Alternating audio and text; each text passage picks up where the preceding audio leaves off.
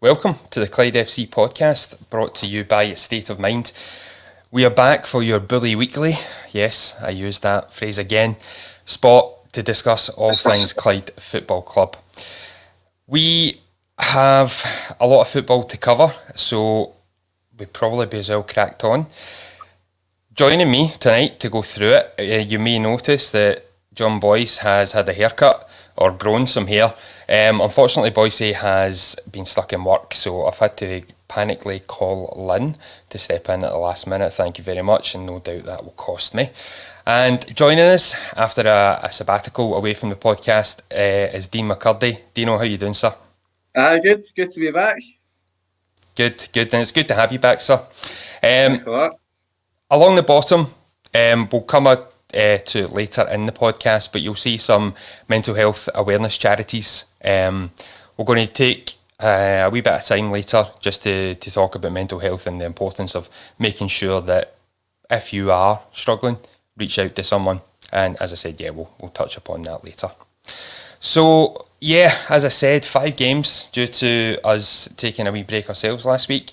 I felt slightly hypocritical taking a break. I don't know about yourself, Lynn, given the fact that the boys had played so much football and I said I was too tired to do a podcast. It did. It felt a bit ironic, but to be fair, there was a lot going on. You were doing a lot of extra hours at work and things like that, and so kind of obviously point of the podcast tonight is obviously you need to take care of mental health. So I think it's only, it's a thing obviously that's done for fun. So, sometimes you need to recognise and when to take a step back, and obviously that happened. So congratulations to you. You did the right thing.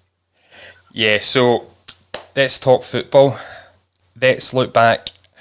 We beat Forfar on the Thursday night. A great 3-0 victory, very welcome, 3 points. We then were faced with, Dean, we'll come to yourself, a back-to-back against full-time opposition, which, given the schedule that we had already faced, was far from preferable. Falkirk away, what did you make of the performance in general? Yeah, I mean, it was always going to be a hard game. I think coming up against 2 full-time teams, always going to be hard for us because we've not even had a training session yet, have we? A lot of games the boys have had. So to be honest, wasn't really expecting much. I was expecting us to go there, maybe sneak a point, sneak a goal here or there, but can't say I'm surprised with the result. But the performance, I think Mitchell played really well. He had a lot of good saves. We could have created more, I felt. But towards the end of the game, we were unlucky not to obviously snatch a point with Ali Love's effort to hit the crossbar. So yeah, came away sort of hoping that we did nick something at the end. But all in all, I'm not really surprised, to be honest. It was always going to be a hard game and a hard ask for us to get anything. Yeah, Lynn, coming to yourself, would you echo those sentiments? Yeah, absolutely. I think it would have been probably daylight robbery if we managed to nick a point from that game. But at the same time, we would have definitely taken it when Ali took that kind of screamer right at the end. We were all willing it to go in, and we would have been jumping about like loonies, but unfortunately not to be. And Falkirk unfortunately were the deserved winners that day. But at the same time, I had no really expectations of getting the 3 points that day, and I thought if we got a draw, it would be extremely fortunate to get that. So unfortunately it kind of met my expectations, which I hoped it wouldn't. But can't really kind of say fairer than that. It was a good goal by Josh Jack, wasn't it? Yeah, it really was. Yeah, Gareth Bale-esque, I think I said in my WhatsApp group chat after. It was a really good goal, and it was good to see, and hopefully we'll come to obviously touch upon this week's match against Forfar where he bagged himself another goal. Hopefully the sign of things to come over the next, hopefully only 4 matches. Straight on after that, it was a bruising defeat, but at the same time, it was just another 90 minutes and already weary legs. We go to our old rivals from across the city, Partick Thistle. It was a much changed team. I'm not sure what your thoughts on the starting 11 were, Dean, but there was probably quite a lot of surprises in there. Aye, well, I don't know if it was enforced changes or he was just resting folk, but in my opinion, I would have rested people because the Forfar game, the game coming up after that, probably was the biggest game. So I think if he was resting people, then it was the right choice because I would have done the same thing. But obviously that affected the performance. We didn't create much. It was quite a dull game, to be honest. The first 45 was quite a non-event, and then I was just hoping it would stay the same in the second half. But unfortunately, they managed to grab a couple of goals towards the end, and that was that. But yeah, I think the game on Thursday against Forfar was definitely the biggest game that week. So I can't really criticise too much because it's a hard ask to play another game after the Falkirk game and playing Thistle. So yeah, again, I wasn't too disheartened with it all, but obviously it would have been nice not to get beat. Yeah, so I think all eyes that week were firmly fixed on the Dumbarton fixture at home. Oh yeah, Dumbarton it was Given I'll let you away with it. You're a wee bit rusty. You've been away for a while. Yeah, the Dumbarton game on the Thursday night, I think every Clyde fan had pinpointed as being don't lose it first and foremost. These are games that have crippled us, quite honestly, in recent years. We do well against the Falkirks and the teams that perhaps we're not seen as favourites against, but give us a more run-of-the-mill league game or a team of a similar standing and it all seems to fall apart for us, Lynn. Yeah, absolutely. No, you've totally touched upon it. I think, unfortunately, that even last season, that was our kind of big downfall. We're obviously grabbing the results against the Falkirks, but ask us to beat Dumbartons or the Montroses, etc. Bit more of a tough ask, particularly the Dumbarton in East Fife this season seemed to be our kind of downfalls. But yeah, absolutely agree. We definitely did. We agree with Dean. We definitely did look to have rested players for the Thistle game, and you're totally right. The Dumbarton game was an absolute must win, and clearly there was kind of one eye on that, like with that coming up on the Thursday night. So yeah, I think totally like Dean, I would have done the exact same thing as Danny, and if it was enforced changes, then I think it was the game to do it, and it wasn't something we were expected to get again points from. So yeah, let's rest the big key players and have them ready for Dumbarton, and the hopes obviously that you get 3 points there. Unfortunately though, it did blow back in our faces in what you would probably describe as true Clyde fashion. If we are going to get ourselves out of trouble, we will do it the hard way, because what other way is there, Dean? Yeah, I know it's frustrating to say the least. I always feel that we set up wrong against Dumbarton, and I think a few others do.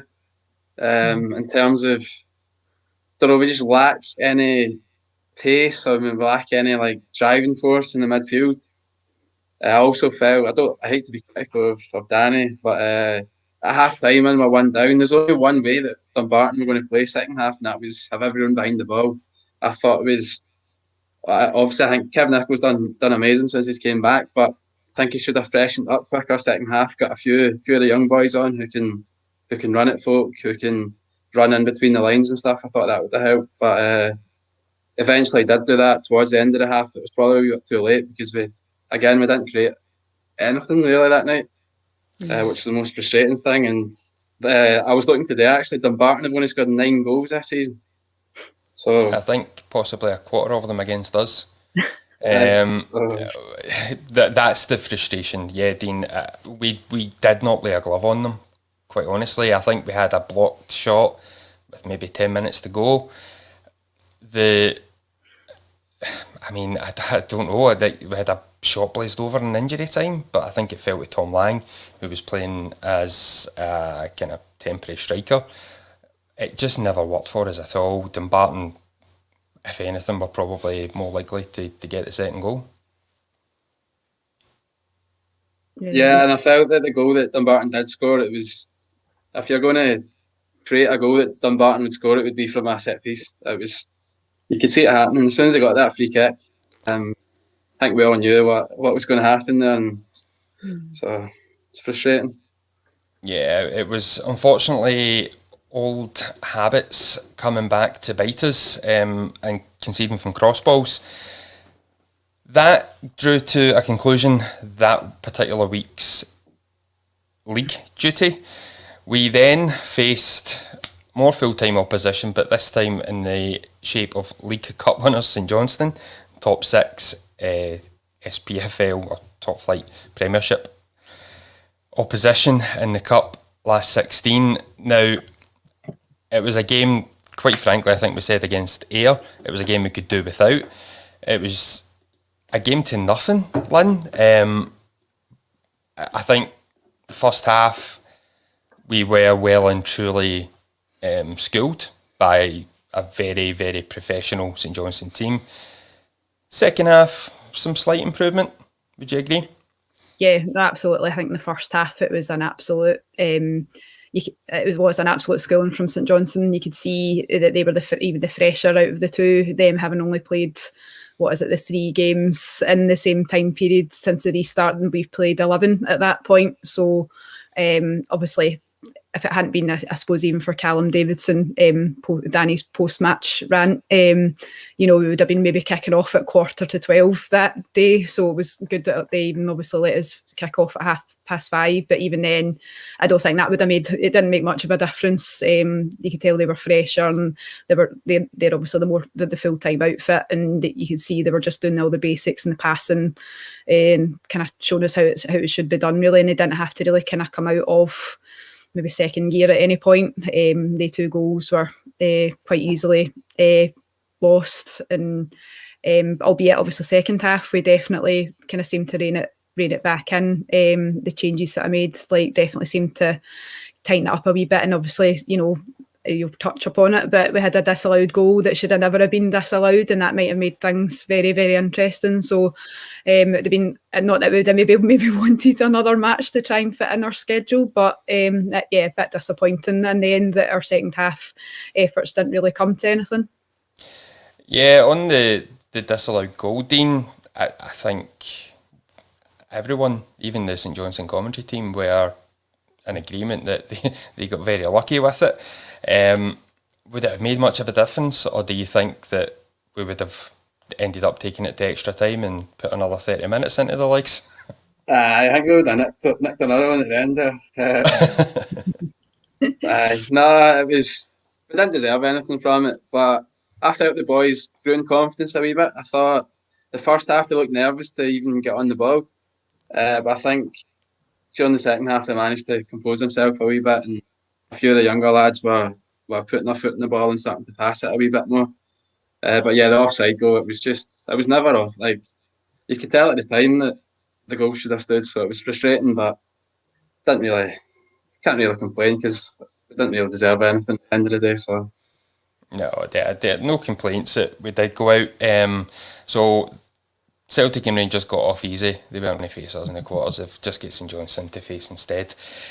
We are waiting on tonight's guest, Martin McNiff, joining us. So just right on cue. I think he's just about to join us now. And here he is. Martin, how are you doing, sir? Hi, Paul. I'm good, mate. Yeah.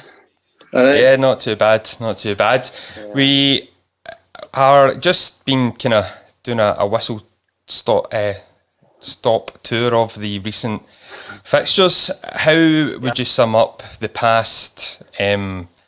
We've covered 5 league games, so the cup duty as well. How do you think it's went recently? It's been tough, mate. All in all, I thought, when we first started the run of games, we just all had the same, mentality. I felt it was quite unfair how the fixture list felt is, but we knew we had games to catch up, and we just kind of used it to our advantage, really. That kind of siege mentality, everyone's against us type thing. So we just took that into the games. Obviously, the first game didn't work out too well, but I think since then, we've pulled it back, done really well in the games following that, kind of Montrose, and who was it after that? Well, Peterhead as well. So got a couple of decent results. At that point, I think we were all the same. It was just one of those leagues now where once we'd got those kind of results, you're thinking, well, could we push on and kick on? And a couple of results later, and we're right back into the dogfight at the bottom. And obviously, unfortunately, that's where we are now. But we've just got to deal with it. league doesn't lie. That's where we are for a reason, and the boys are well prepared for these next 4 games coming in, and looking forward to it. Just want the games to come, really. Yeah, you had an unusual Thursday evening at training for a change. Yeah, well, Danny, with the result happening on Tuesday, and just with the amount of kind of travelling the boys have been doing and the amount of fixtures, Danny thought it was right that just to give us a bit of time to ourselves and make it kind of voluntary. If you needed, for the players that weren't playing, if they needed a bit of training and wanted to go in, they could do it. But there's boys that have been playing, 3 times a week, 4 times a week, quite a lot of time and quite consistently, and you can imagine. I can imagine their legs being absolutely gone and requiring just that maybe an extra couple of days before another kind of run of fixtures, where it's going to be quite hectic again. Maybe not as bad, but we certainly need to make sure that we're on every single game between now and the end of the season. So I think it was quite good of the manager to do that for us, and hopefully we can kick off with that tomorrow and with a wee bit of freshness. So was Danny there himself last night? Was it just him and Alan having a wee kick about themselves? No, I wasn't there myself. I think with the sports scientist, it was Mike that put it out. So he was the one that I think was conducting the session. He says, well, we can do individual or teams. So I'm not sure who actually went. It was just he sent a message out. So did Alana, just regarding if boys needed any kind of physio, looking after and things like that. She sent a message out as well. But I think it was all going individually to them. So I'm not sure exactly who was there. Let's say I think majority of boys were probably needing the rest time more than anything. So. Yeah, there was a stat that I saw in the build up to the St Johnstone game, and I found it remarkable. So since the restart, or since our league's restarted, St Johnstone had played 3 matches in the same time that we had played 11. Yeah, and that's full time against part-time players. I think to put that in perspective, to even just get a 2-0 defeat to St Johnstone is almost a result, given the circumstances and the build-up to that game. We kind of, obviously we had their game, we won their game, and we knew there was going to be extra games.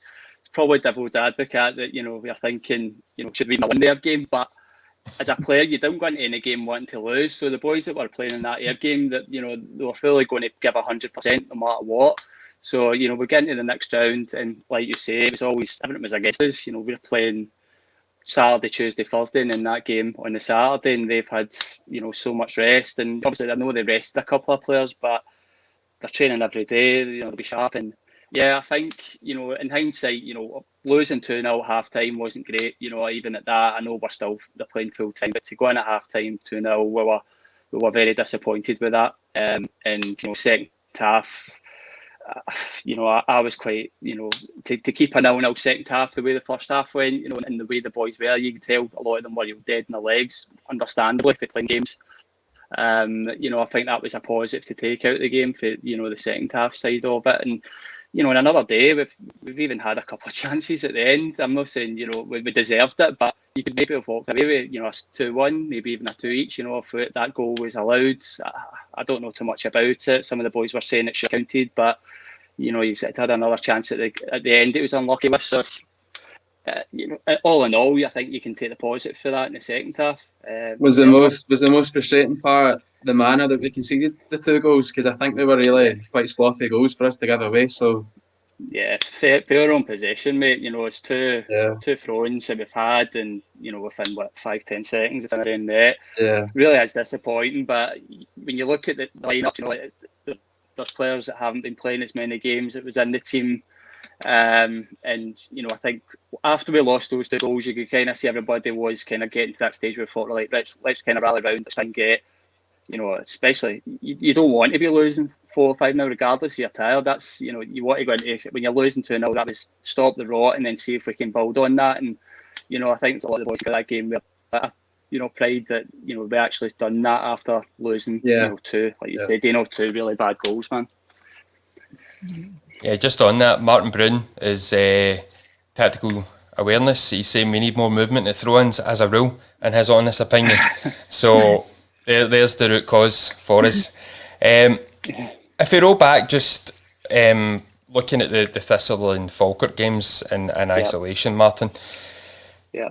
Do you think that the fixture list in advance of that did have quite a bearing on it, or do you think it was just a case of these guys are shooting out for the title and we are obviously struggling with being up and down ourselves form-wise? I don't think it's unfair to say the fixture list has been harsh on us. I think we've shown over the last, when we played Falkirk last year, they are full time, but these boys that we've got in the dressing room, they show that they can go out and give anybody a match in their day. And I think it's they're getting a couple of days to recover and then play these teams that are training every day. And I think even when they played both of them, I'm sure they had rest. Like I think Falkirk might have not played on the first day, like us in semi-Partick. We played, and they might have been free. So it has been really unkind that way.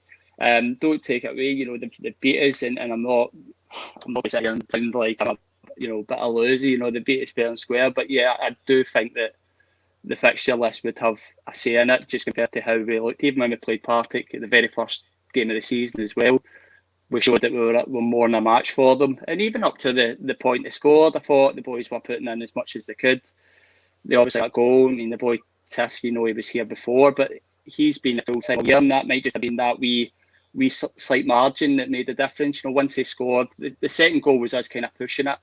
But the first goal might have came from they've got a boy for full-time football that's been training all year. We've had ones off throughout the season, so wee minor things like that could have might have made the difference. But yeah, I think the fixture list would be, you can look at it to that as well.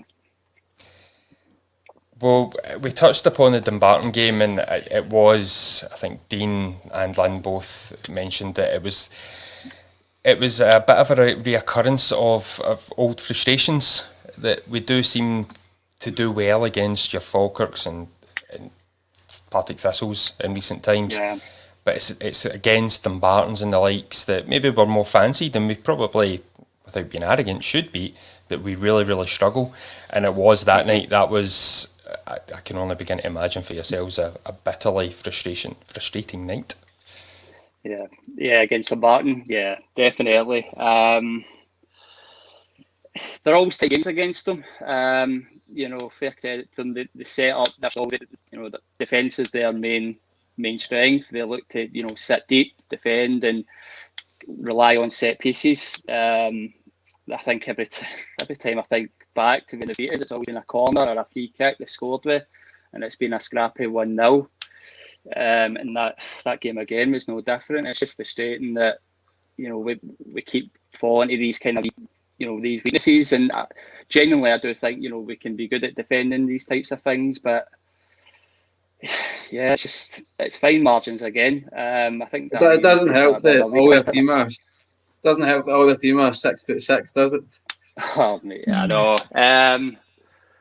We had to try and limit the free kicks, especially around the box. I think up until that point, I've seen 3 different times where Forbes had got a free kick in good areas and he was whipping right good balls in. So we had those warning signs that they had those chances, and you can't tell people never foul. There's always going to be fouls in around the game, but it's just the timing it was and the timing it scored was just really hard, and you could just see second half how they were planning on playing it. They were just looking to hold on to it, and we had our half chances, but we just kind of put them again. Again, I keep saying it, it's just fine margins. I think every game right now, especially in this league, it's always that, just even when we win games, you can put it down to the other team maybe missing some chances and us scoring. It's just one of those leagues, man, where it can all just come down to the smallest of things between winning and losing. I think the first goal was crucial, especially against teams like Dumbarton and probably tomorrow as well. If you get the first goal, then teams like that sort of have to come out a wee bit more. Whereas if Dumbarton score first, you know exactly what they're going to do. They're going to sit back, and Duffy's a master at it. He's a master at defending. So the chances of Dumbarton losing 2 goals after going 1-0 up are probably that's not going to happen anyway.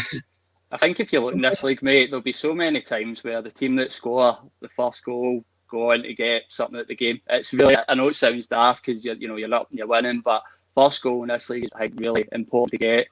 And the times that we don't get it, it is so frustrating, and it can be a silly thing like a stupid free kick and they go in and score a goal for it and then on the back foot. Apart from the other night when we scored 11 seconds after Forfar did. So. Yeah. Just sees as soon as I said that, I thought about Forfar as well. Aye. I'd like to buck that trend though. I didn't mind that one. I was not scoring first, but still winning. Yeah, exactly. We'll say that. It is a good point, though, Martin, because I do like a wee stat. And it was something that I looked up after we beat Forfar the other night after being in a losing position. And this season we've only got, I think, 5 points after conceding the first goal. So I'm not... If I'm wrong, please correct me in the comments. I'm sure somebody will be dying to if I am wrong, and I'm looking at you, Lynn. Yeah, so I think the Montrose to each game and another. But yeah, I think it was only our fifth point. We got one against Cove from behind. Oh yeah, just recently as well. Yeah. So yeah, but the importance of first goal, especially in this league, is huge. It really is. Yeah.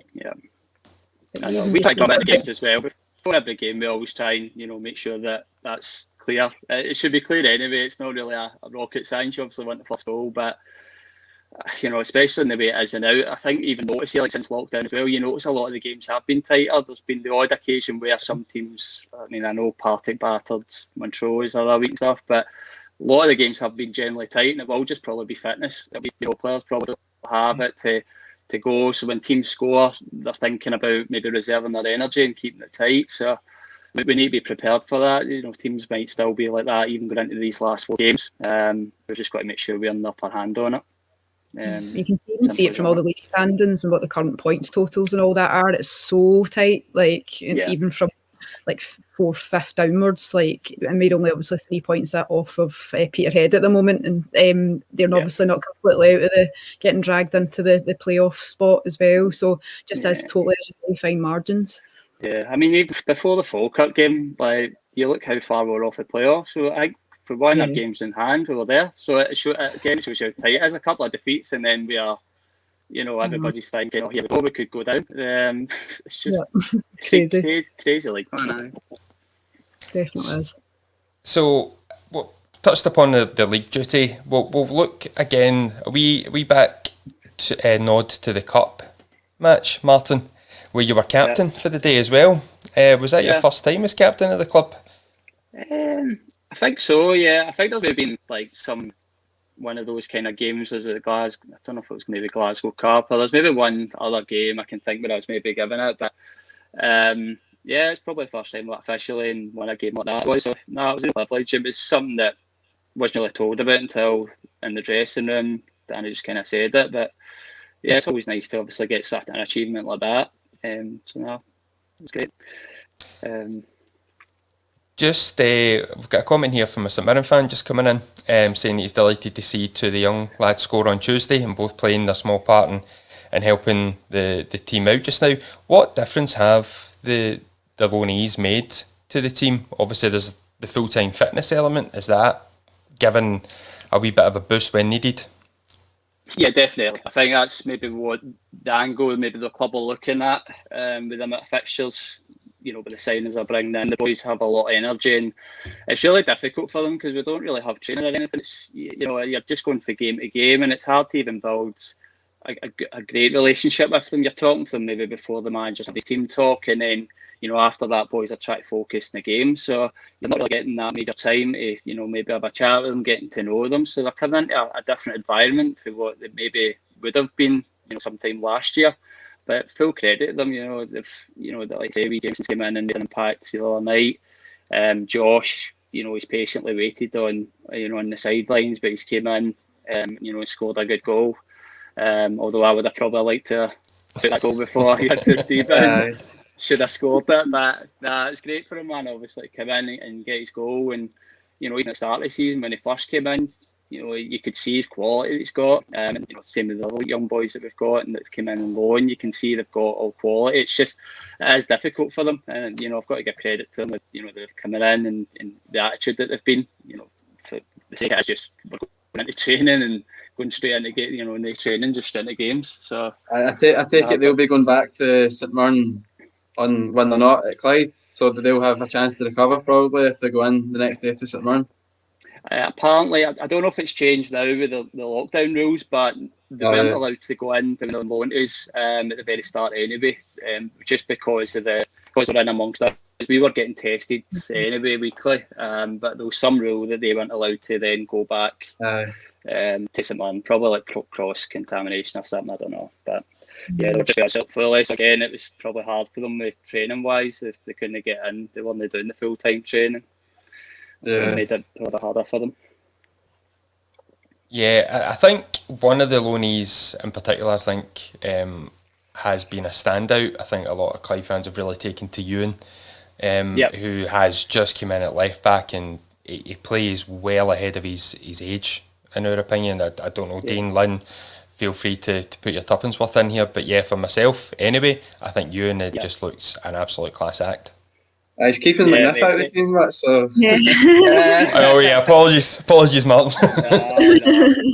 No, he's fine taking the left back, so that's not something I'm too happy with. But tell you, man, he came in at a tough again. He's just came in and it was straight to Kelty. So again, you're not really getting to know these players, but he came in and made an instant impact against not Kelty, sorry, Keith. Made an instant impact, done really well. And since then, he's like you say, he's in for left back. When I have played next to him, it's at a half. He's no trouble at all. Balls going down the line.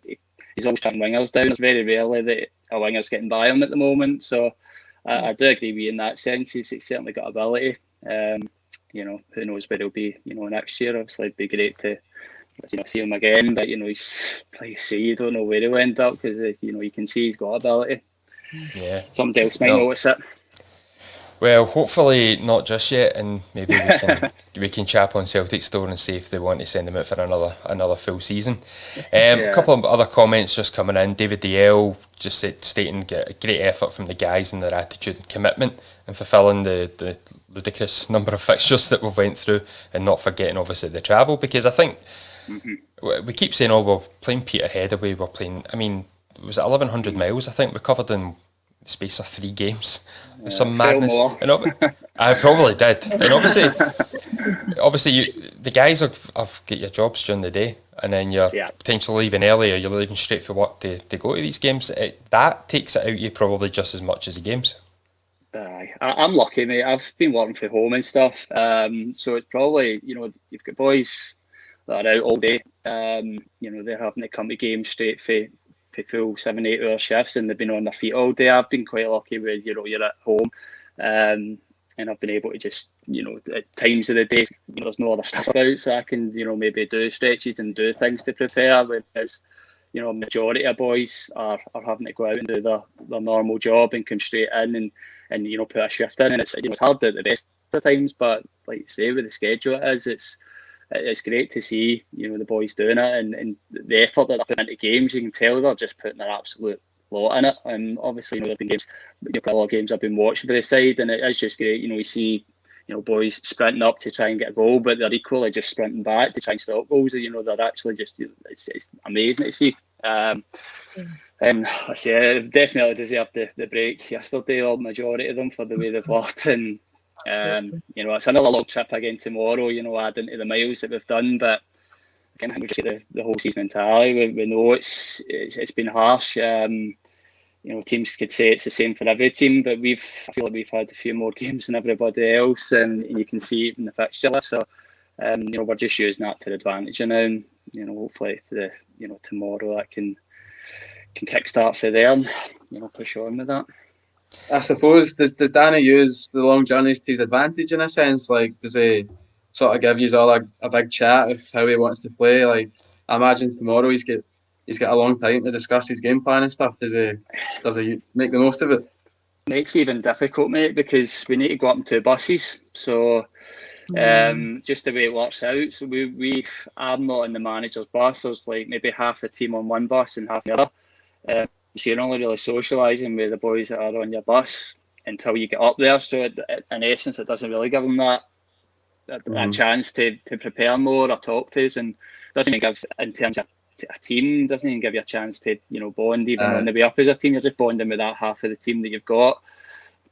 So yeah, it's tough, mate. But you know what? We don't want we just try and blank that, the boys have been good at that. We're just taking everything on our side, and we're just making sure we're focused on everything that's on the pitch. Really, as soon as we get there, we just want to go and win the game. And especially with places like Clyde, it's just that kind of old school mentality. Don't want to come down the road. 5-hour journey thinking about losing the game, and there's more importance in the game tomorrow, just based on the league positions. There's an incentive there now where we can then start, bringing. It can't just be us and Dumbarton. There's another third team in the mix as well, which we're looking to do, and that's our aim. So hopefully we can do that. Did it help having a few fans there on Tuesday night? Yeah, who was it? Was it you and that? Like, he's blowing his own trumpet here, Martin. He's. Do you know? I looked over and I thought I seen you as well, but it was too far away. For the distance, but nah, mate, unreal, man. Rumour has it there's folk going up tomorrow as well, so yeah. Are you actually? There is apparently murmurings that there's a squad going up, shall we call them? Not sure on numbers yet, but yeah, there's murmurings, and obviously they're outdoors and still socially distant and COVID compliant, just for the record. Yeah. So looking ahead to tomorrow, we do go there on the back of a confidence-building win on Tuesday, and I would say a much better performance, I think, than probably what we've seen in the previous game, certainly the Dumbarton game. Yeah, I mean, you've got to remember, they were, it's not their last chance, they're still not mathematically down, but they've probably seen that as a major chance to put their all into it, and you could see at the start they had the game plan. They were looking to kind of, probably were looking to score the first goal. I think that was maybe their game plan for the looks of it. They had 5 at the back, they were just trying to be really resolute and just try and get something on the break. They unfortunately got that, but like you say, 11 seconds later we were quick on the mark and got the equaliser, which it was a good time, obviously a perfect time to get it. And I think for there, the boys just turned that around, and it looked a really good performance from then on. And yeah, we can certainly take the confidence for that, especially given that we're playing at far a bottom, but like I said to you, it was our last chance, so we'll certainly take a lot of confidence for that. And Peterhead, history apart from the last game we played for them, it's been a team that been a bit of a bogey team for us over the last few years, in League 2 and here. I can recall a couple of wins I think we've got against them, including that one for the last time. So we know it's a game and a hard game for us. So we'll be making sure we got there fully focused for it. I'm sure there's a stat out there that says that Peterhead have the highest win ratio against us out of anyone out of the Old Firm. Like from Rangers and Celtic, Peterhead have the highest win ratio against us. Yeah, I can only think of 2 wins for the whole time I've been there. Yeah. I think we only ever have beaten Peterhead twice in League duty. Yeah. At Balmoor, and that was the 2 games in recent times. Yeah, the 2-1 game and then 2-0 recently. Yeah. So have you and Craig Cowie been working on your free kick routines again? You ping it 50 yards and he volleys it into the top corner. Oh man, see, do you know what? I aim for Howie. I'm not going to lie. I aim for him, but I didn't mean that. I was obviously looking for him to maybe head it across goal, because I've seen him. I remember looking up and he was with the centre back, but he just kind of peeled off him a little bit, and I just seen that kind of space. I thought, I'll just play in that area. But yeah, I think the winds, I don't know what happened. The wind just absolutely carried it right on his chest, and it made it look a lot better than it was intended for. But is Howie shut up about it yet, or is he still? He doesn't really talk about it. We need to kind of always talk about it. Nah, he's not one to. I've not heard him talk. We're always the ones that have to bring up about it, like for him to even mention it. So, nah, he's quite modest that way. I'm surprised. If I'd scored a goal like that, I wouldn't be shutting up about it. No, it's like a cracker. Just looking at the comments, Martin Brown, young Jameson's an animal, by the way. Chases doing everything, snapping at defenders and keepers' heels. Yeah, Lewis Jameson's been another real bright spark in the last few months since his arrival. I think he's scored 5 goals now. Unlucky certainly not to have got another against St Johnstone. His second goal against Forfar was a real touch of class. Aye, I know. I remember seeing it, like I was just about to actually go warm up at a point. I just remember seeing I think it was kind of broke. I think Kev got the ball, didn't he, and played him in. Yeah. I think Kev won the ball back. So I think they were just about to break as well. So Kev won it back. It was a good ball through, and it was just composure as well. I think a lot of boys would have maybe tried to hit that first time, or maybe panic sliced it a bit. Yeah, it was just great composure for him. And the comments, right? He does. He just chases everything down. I think he's helping Goody quite a lot up there. Goody for as long as I know, he's been running things about and chasing things down. But it's not what you want Goody to be doing. You want him to be fresh for when we've got the ball, and then he can start the attacks for us. And there's times that he's maybe chasing things down for a long time, and then he's maybe too tired by the time we've got the ball up to him to do that again. So I think it really gives him a helping hand as well, and makes him helps him in terms of being a bit more dangerous as well. So no, it's been a great signing for us. Okay, so I think we'll move on. I think we've covered enough for the past, and we'll end on a positive note on a victory. I'm going to pass over now to Dean and Lynn. I'm going to actually rest my vocal cords for a wee bit. I'll hand over, and the guys are just going to ask them questions and talk a wee bit about your career to date with and without Clyde. Okay, so obviously it was Dumbarton that you started your career with, and Jim Chapman was there as well. And then just really, how was your time at Dumbarton? Then obviously Chapman took you to Annan as well, is that right? Yeah, took me there as well. Did you have a good relationship with him then? Yeah, well, it was a guy who gave me my first professional contract, so I went for 17s to 19 straight into the first team, and he was the one that signed me up. So I think you've always got a closeness and an affection for a manager that does that for you and then gives you that opportunity. So yeah, I'll never. Obviously, we know what happened with Clyde and stuff like that, but it's hard for me. I'd never say a bad word about Jim Chapman. I think he's what he done for me. My career's was great, even with Annan and stuff like you say. He took me there at a time where I probably wasn't getting as much an opportunity at Dumbarton. Took me there, and then I started enjoying football again. But yeah, when I first went with Dumbarton, it was when they first got promotion from League 2 to League 1. Yeah. I played maybe one game that year, so I don't really ever class that as an achievement that I can feel fully involved with. I was kind of mostly 19s at that year, and I got a sub appearance at some part of the season. But it was just great. It got me involved with the last game of the season. I travelled with the squad and got that kind of feel of winning a league and how everybody was. It was great. It was a great experience for me at a young age. And then into League 1, it probably took us a couple of years. I think we kind of struggled the first year or so, but I think Chapman left eventually, and it ended up.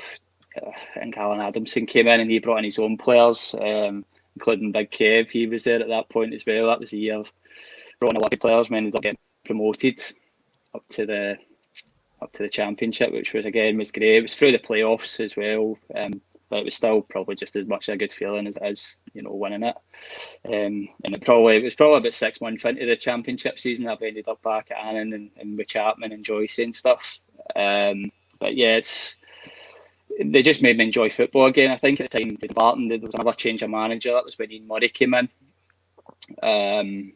And at that point I was injured, but when I came back, he'd kind of assessed the team and he'd bring in a couple of his own players as well. So found it quite hard, not playing many games and that, and I thought I was just at an age where I wanted to go and enjoy, and Chapman luckily, contacted me and got me there. So yeah, he's been great. I mean, without that, I don't know where I'd be, and down at Annan for 2 or 3 years and really loved that as well before coming to Clyde. So he's been great in terms of in my career. He's really helped and stuff.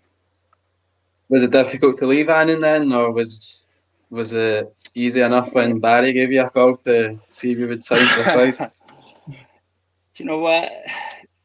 It's hard to say because we were doing so well down at Annan, but I think maybe what done it for me was with the season before that. I'm sure we made the playoffs, got into the playoffs, and we ended up falling out of the playoffs. And I think it was the season after we didn't start too great, and we weren't looking like we were getting a playoff spot, so we were having quite a poor season.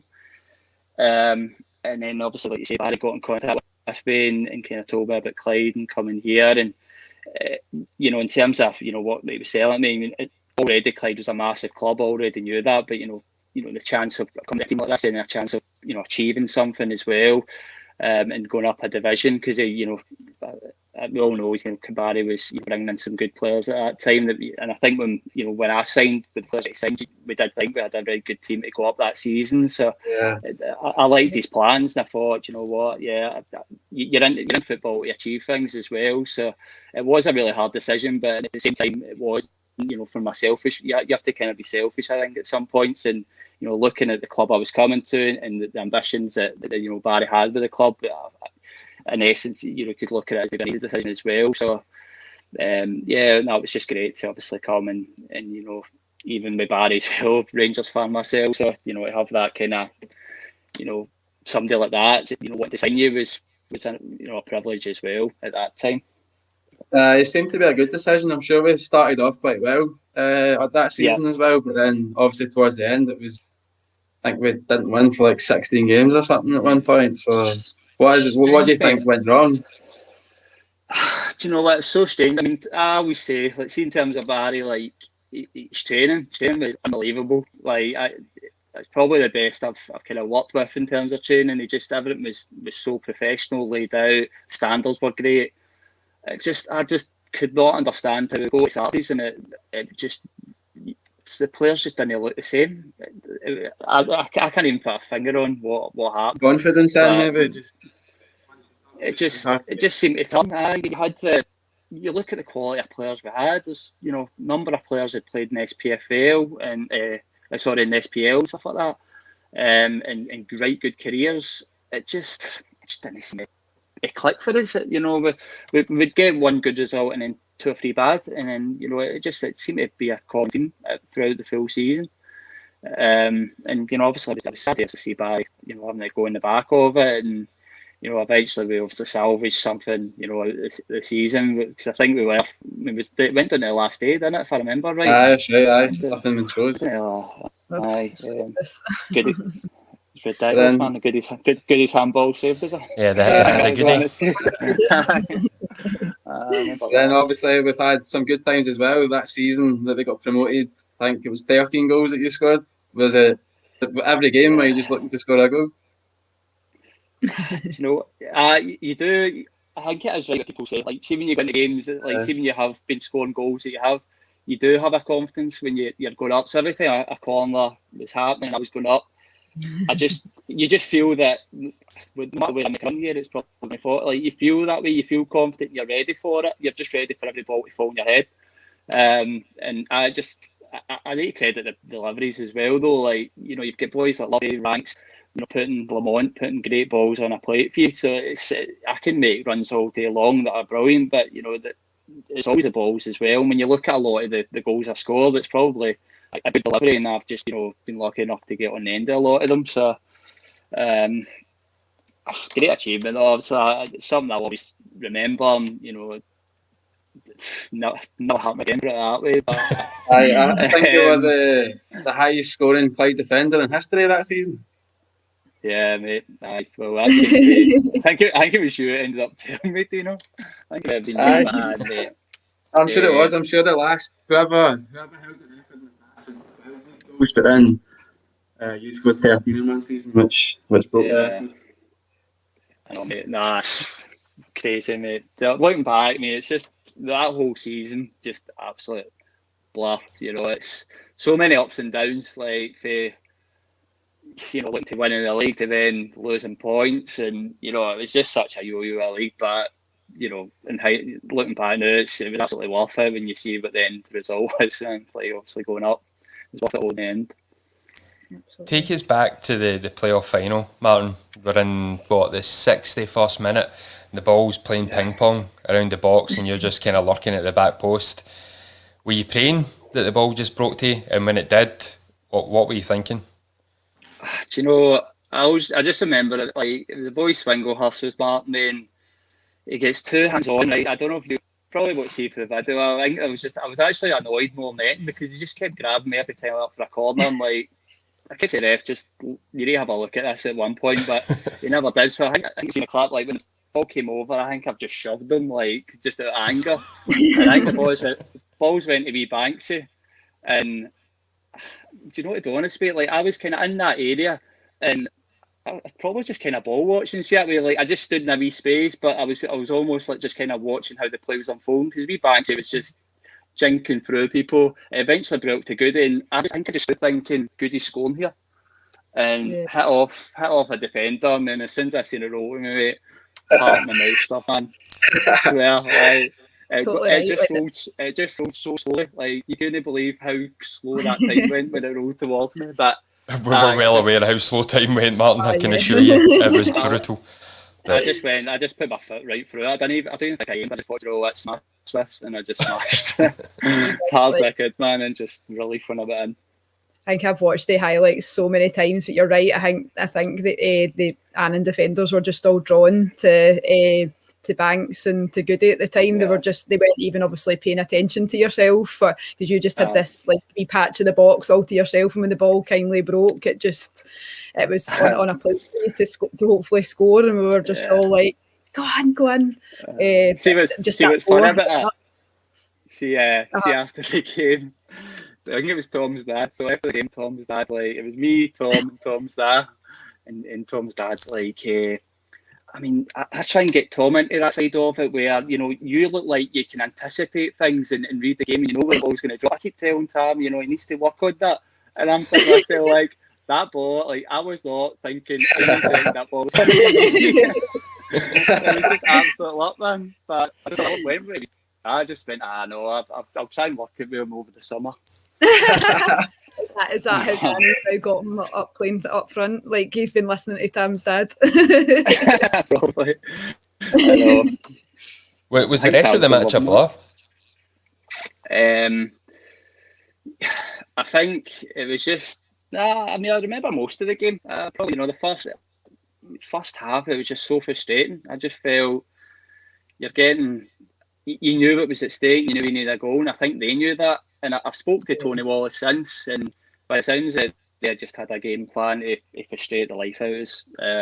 Time waste, do everything. I think we all seen it anyway for this use. I've seen it for the sides, but that was clearly what their game plan was, and it was frustrating. And the first half went so quick, cause it like I felt like we just started the first half and it gone, and when you're in the dressing room at half time, thinking about it, you're just like, we've got 45 minutes here to salvage a full season, for something that I thought we thoroughly deserved. And the boys, to their full credit, we went out, we threw everything at it. Danny made a few changes, and obviously the rest is history with that, as they say. Yeah, I think you can actually hear that in the highlights, like just right before the pretty much in that lead up to the corner. You can see that Annan, I can't remember who it was down in the ground, but it was one of those ones, just take a wee bit longer than needed, just stay down in the ground, and then just time waste right before our corner, and you can hear all the support just booing. And I think that was just it was more than booing just going on, but there might have been the PC version.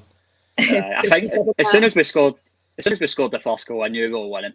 I knew it, you just feel like everybody, I think they even felt it. Again, even speaking to Tony, they knew it was just, as soon as I hammed you, it's the loudest roar I've ever heard for that, I've heard for that stadium. And you could just feel like that, we're going to go in and win the game. And, right, that's all we've obviously done. So it's great, man. Is that up there with one of your favourite goals you've ever scored? Yeah, I'd say so. It's most probably definitely. I can't think of anything more important than that.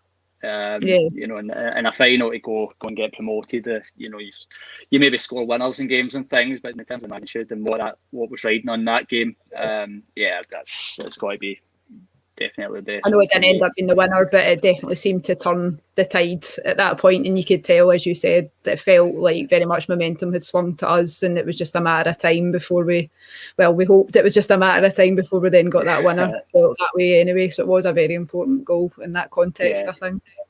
It felt like a knockout blow at that point. I think Annan looked on their feet, and the second that ball hit the net, I think the cheer must have just knocked the stuffing out of them, because it was already one-way traffic, but thereafter it was just a matter of time. The celebrations thereafter, the Portugal trip, was it yourself that get tasked with the last minute arranging of that, is that right? Paul, it's a joke, mate, honestly. See, see every night out or every get together, come to me because their excuse is I work in a bank, so I'm organised and I can do that, right? But it's a pain, and it was the worst ever trying to book that holiday. That wasted my full Sunday. So we were always on Saturday. It was a Saturday, so all day Saturday we were out, obviously come in the Sunday morning. So I'm rough as heck. I'm hungover, and all you're getting is that group chat exploding. Boys want to go away on holiday. It kind of, I don't even think we started properly looking to book it to about 5 o'clock at night. But I must have been from 5 o'clock to 12:30 at night, and that was when it was finally booked, 12:30 in the morning, and we were leaving at 7 in the morning that night. All left to me today. The only thing they done was pass their passports through the group chat. I had to deal with the rest. Just going to say that there was a couple. I think it was at Mark Lamont, and when we did our teammates before when he was on, it was who's the smartest, and he basically named yourself, and he said that's the exact phrase as he works for a bank, like so he must be quite intelligent. And I was like, well, I work for a bank, I don't know. I tell you, I'm getting so much for that. Like, see Kev, see Lovey, and all that. That's all I get now. It's like, Martin's smartest guy in the team now, that like 8 a day. I can't do right for wrong anymore. And that's all because I'm on. Is it good to have Big Kev back in the team then? Mate, it's brilliant, mate. Like, I've been even the suit, like even when he's left, you're still like thinking he's just such an influence, mate, and everything. Dressing room a lot.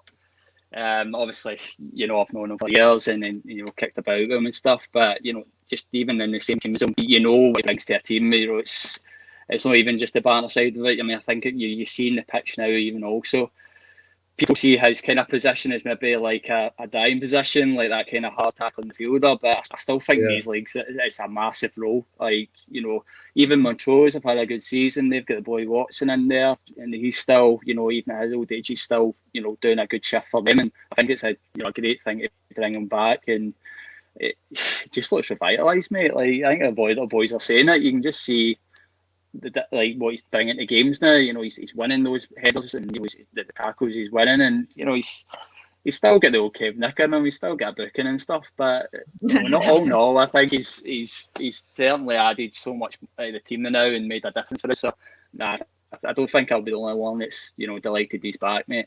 There'll be a lot more. I think everybody will. I think. Sorry, on you go, Dean. I was going to say, I think.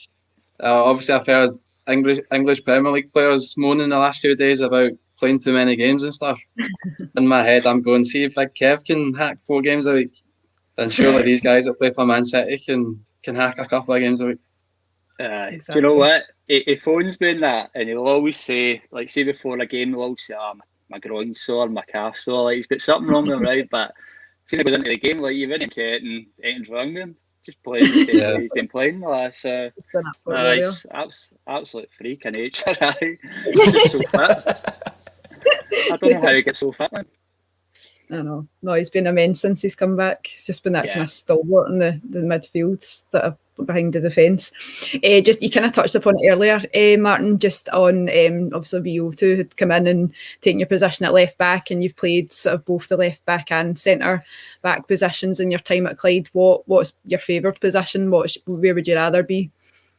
You know what, like, I've been a centre back growing up. That's the position I've always played, but I've never ever begrudged, going out and doing a shift for the team, especially if a manager wants you to play a position. I'll always go out and give 100%. And that's left back might not be my favourite position, but when I'm asked to play there, I'll do what I can, and I know my limits. I'm not going to get the ball and go and put fancy balls in the box. It's probably, if Danny's looking to play with it might be for more, keep that side solid or keep it more defensive side. So I play to what I know, and it does the obviously centre backs there, but I won't begrudge kind of playing anywhere. I think most players will be like that. Anywhere the manager will ask them to play, they'll do it. Especially boys in their team. Tam playing up front, and even when he did go up front, we created so many chances when he went up there. So it just shows, boys can, good players can just, throw them in a position and they'll make the best of the situation. And there's he is, a good example of that as well. Yeah. Ready to knock on Danny's door and say, look, Danny, I've got a 1 in 10 goal ratio here as a defender. What's Tom doing up there? No, why is it not me? I know, I probably should. We're doing that now. Probably need to phone him after this call. Listen, telling me. Conscious of time, guys. Dean, just going to quickly hand over to yourself. For those of you that are able to kind of see the banner across the bottom, we have had mental health awareness topics and some contact details going along the bottom. Dean, I'll just pass over to yourself just to... I really just wanted to take the opportunity to sort of raise some awareness for the mental health. I've recently lost one of my best pals through it, so I just wanted to say a quick message on it, just in case there's anyone listening who he's reached out to that just feel that those who are suffering from mental health, they should already know how strong they are, having to put up with it on a daily basis. But obviously you don't have to deal with anything on your own. It's always good to sort of reach out. And one thing that I've learned over the few weeks is there's always people that do care. There's always a community there, if you think there is or not, that will rally behind you. And just really to say that it is okay not to be okay. And yeah, so if anyone needs anything, my inboxes are always open for any messages, and I'm sure that many other people are as well. So yeah, just to really say that. No, and I would just like to reiterate that the exact sentiments there, Dean. If anyone is struggling, and if you do want to reach out to anyone, reach out to us at the Clyde podcast. Drop us a DM either directly to us individually, but we're always willing and open to talk and listen to anyone that might have issues. We all have struggles. Some people, unfortunately, do struggle to deal with them better than others do. And yeah, the organisations along the bottom are just a couple of the many organisations out there that you can reach out to and get any assistance as you need it. And as Dean said, it is okay to be not okay from time to time. So, Martin, thank you very much for your time, and all the best tomorrow to you and the boys. Goes without saying, we'll obviously be cheering some a wee bit closer than the others. We'll see how many make it up to Aberdeenshire tomorrow, and good luck to those that are making it up. And until next week, where we'll be looking at how many games? 3 games? 3 games. Jeez, just keep coming, don't they? I know. I'm talking as if I'm hard done by here. I'm just sitting in my backside watching it. Until next week. Until next week. Oh, come on, the Billy Wee. On the Clyde.